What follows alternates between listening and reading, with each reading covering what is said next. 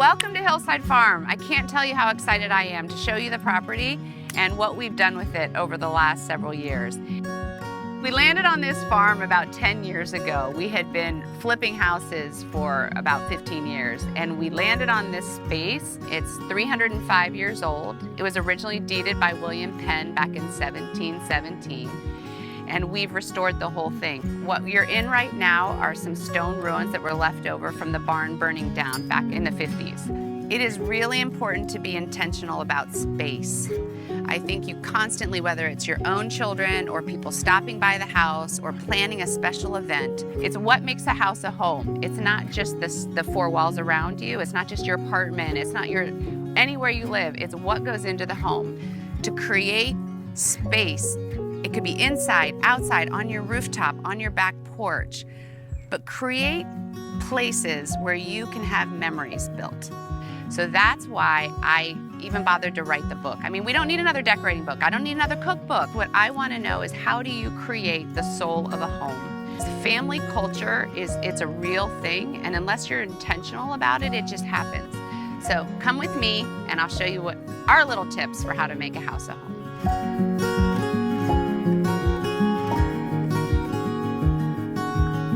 So welcome to our barn. We built this barn a few years ago on the ruins of an old barn that was much larger, but we needed a space where it was away from our house that we could invite people in, a lot of people, and not even think about the mess or think about preparing.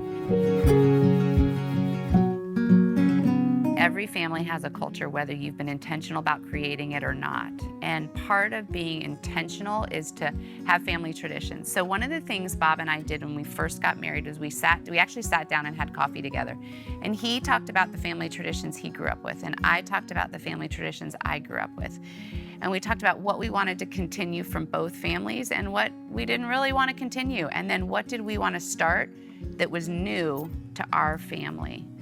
So we have a few of those traditions that are just really, I think, really special. One of the things that we've done in it, instead of having a guest book, we took an old log from the property that my husband had cut down. We put it on 2 sawhorses. Every guest that we have has burned their name into our log. As you know, we have 5 kids, and for every birthday, we find out what their favorite color of the year is, because obviously with kids that changes every single year. And the night before, we blow up by hand 100 balloons while they sleep. And then while they sleep, we fill every surface of the bedroom with balloons. And then every other sibling writes letters, and we coat their door, or we tape it to the door from the top to the bottom, letters celebrating that child. And so they get to wake up feeling as loved and appreciated as we're wanting them to feel. But what I love about incorporating your traditions is we all have a legacy, and that means, what are you going to leave behind? What are you going to leave with your children? What are you going to leave with all the people you come into contact with? And so your legacy to me is something where you get to change the story. And part of changing the story is the culture of your home and the family traditions. So I encourage you, no matter what your heritage was, and it might be absolutely fantastic and you want to hang on to it and it was really formative for you growing up, or you get to change it. Now I want to take you into what I consider the heart of my home, and that's my kitchen.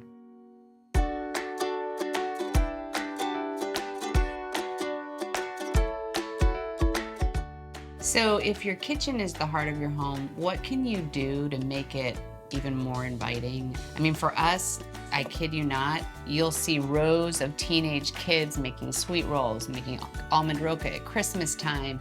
They're in here, we make pancakes. I mean, this is where everybody is for every meal and for game nights. I mean, this is where we're at. So how do you make it more comfortable? I think what's important is that you do you, and you're gonna do it the best. Take, for instance, I have a lot of artwork in my kitchen and laundry room, and all 5 of my kids, every year at the end of the year, will bring home all their artwork from art class, and I go frame it. And we frame it and hang it in different parts of the house. So they feel like they're appreciated and celebrated, and it's a cool talking piece. I mean, you're not used to seeing a first grader's artwork over your mantelpiece or in your laundry room, a collection of work. I have a huge one in my laundry room now that my daughter is still working on, so it's half finished. It's bringing who your family is into your house. For me, it means that anyone who comes into my kitchen is free to be vulnerable, free to discuss the messiness of life, free to celebrate, free to mourn with. So to me, it's the soul of the house, and I want anyone who walks into it to feel comfortable to do that.